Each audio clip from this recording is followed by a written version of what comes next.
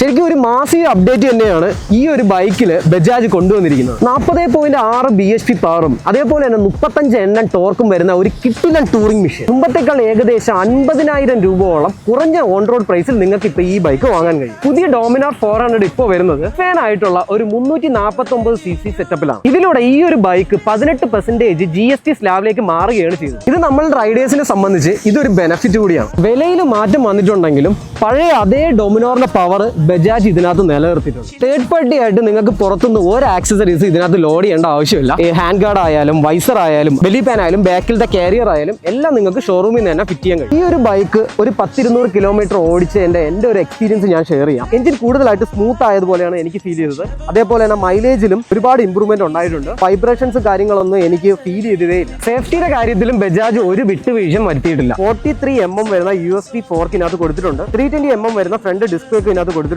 അതേപോലെ തന്നെ dual channel ABS ആണ്. ഹൈവേയിൽ സ്പീഡിൽ ക്രൂസ് ചെയ്യുന്ന സമയത്തൊക്കെ വണ്ടി നല്ല സ്റ്റേബിൾ ആയിട്ട് നമുക്ക് ഫീൽ ചെയ്യും. കോർണറൊക്കെ ചെയ്യുന്ന സമയത്ത് ഈ ഒരു വണ്ടി നമുക്ക് നല്ലൊരു കോൺഫിഡൻസ് തരുന്നുണ്ട്. ഈ ഒരു ബൈക്കിൽ 4 റൈഡിംഗ് മോഡ്സ് ആണ് അവർ കൊടുത്തിട്ടുള്ളത്.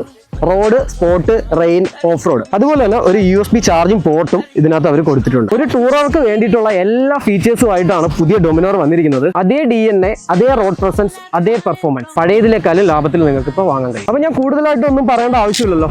ഇപ്പോൾ ഷോറൂമിൽ ടെസ്റ്റ് ഡ്രൈവ് അവൈലബിൾ ആണ്. നിങ്ങൾക്ക് എത്രയും പെട്ടെന്ന് പോയി ടെസ്റ്റ് ഡ്രൈവ് ഒക്കെ ചെയ്തിട്ട് നിങ്ങളെ ബൈക്ക് ബുക്ക് ചെയ്യാം.